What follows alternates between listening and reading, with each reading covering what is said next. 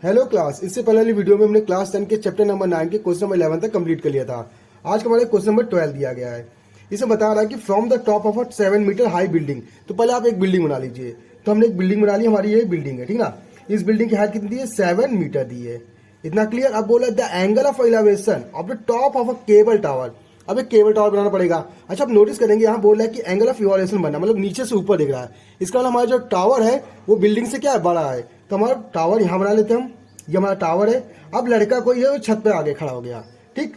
Tower building के top पे आ गया। बिल्डिंग के टॉप से किसे देख रहा है? टावर के टॉप को। तो टावर के टॉप कहाँ है? यहाँ पे। जब यहाँ से देखता है, एलिवेशन करता है, तो यहाँ पे इसका एक एंगल बनता है। कितना बनता है? 60।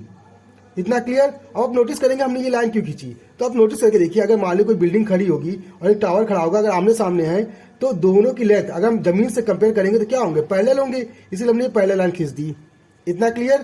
तो ये हमारा 16 हो गया, ठीक। और आगे बोल रहा है the angle of a depression of its foot is 45। अब वो फुट पर जब देख रहा है टावर के फुट को, तो कितना बनना है? 45 बनना है। तो यहाँ पे है ना वो व्यक्ति, यहाँ से टावर की फुट यहाँ पे, तो यहाँ से यहाँ जब देखता है तो कितना एंगल बनता है? 45। अच्छा, उसकी आंख से जब 45 बनेगा तो असल में यहाँ 45 नहीं बनेगा, पहले बनेगा यहाँ 45, ठीक। क्योंकि ये बंदा यहाँ खड़ा है। जब यहाँ देखे तो पैरेलल हमने इसको लिया था ना, तो इसके पैरेलल में इसका जो एंगल बनेगा वो बनेगा 45 यहाँ पे। और ये दोनों लाइन पैरेलल होने की वजह से ये एंगल और एंगल क्या हो जाएंगे? इक्वल हो जाएंगे। तो ये भी हमारा कितना हो जाएगा? 45। अब आगे पूछ रहा है कि determine the height of the tower. Tower की हाइट क्या होगी? मतलब इस पूरे टावर की हाइट फाइंड करनी है। तो देखिए यहाँ से यहाँ 7 है और ये लाइन पैरेलल, तो इसका मतलब ये भी क्या होंगी? पैरेलल। तो ये 7 है तो ये भी कितना आएगा? हमारा 7 आ जाएगा। इतना क्लियर। अब पूरी हाइट को हम क्या ले लें? अगर लेना चाहे तो हम ले सकते हैं क्या? h ले लें, ठीक। तो ये बची हुई हाइट हमारी कितनी आएगी? तो देखिए 7 और ये पूरा h है, तो h में से 7 को हम क्या करेंगे? माइनस करेंगे, तो h माइनस 7, ये यहाँ से यहाँ तक की हाइट आ जाएगी। इतना क्लियर। अब बेस को हम क्या ले लेंगे? x ले लें। अब x लिया तो ये हमारा x है, तो ये भी हमारा क्या होगा? x होगा।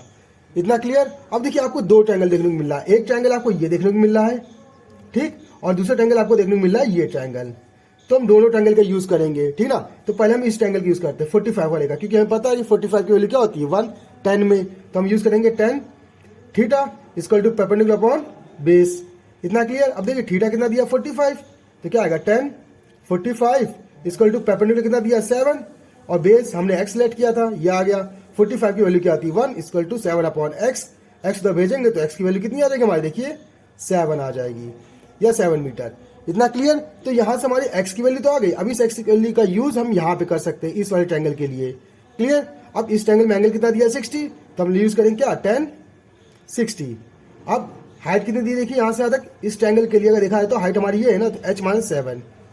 और बेस कितना दिया? यहाँ से यहाँ x दिया हुआ है, x लिख लेंगे। अब देखिए x की वैल्यू कितनी दी है? 7, तो यहाँ 7 रखेंगे।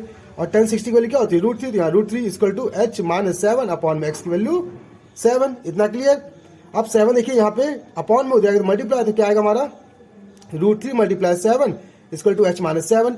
इतना क्लियर। अब माइनस से 7 उधर गया तो प्लस का, तो क्या लिख सकते हैं? देखिए ये पर इसे अरेंज कर लेते हैं। तो 7√3 फिर माइनस का उधर गया तो प्लस का 7 इक्वल टू h। इतना क्लियर। अब इन दोनों कॉमन क्या कर सकते हैं? 7, तो क्या आएगा? √3 plus 1 equal to h metre. तो यहाँ से इसकी हाइट आ जाएगी, मतलब पूरे टावर की हाइट क्या होगी? उसकी हाइट क्या होगी? 7 ब्रैकेट में √3 प्लस 1। और यहाँ से हमारी प्रॉब्लम सॉल्व होती है। तो ऐसे ही इंटरेस्टिंग सवालों के लिए आप हमारे चैनल को सब्सक्राइब कर सकते हैं। अगर आपके पास मैथ्स से रिलेटेड कोई प्रॉब्लम है तो आप हमारे कमेंट बॉक्स में कमेंट करके हमें बता दीजिएगा, उसका सोल्यूशन हम आपको बता देंगे। तो आज की क्लास के लिए धन्यवाद।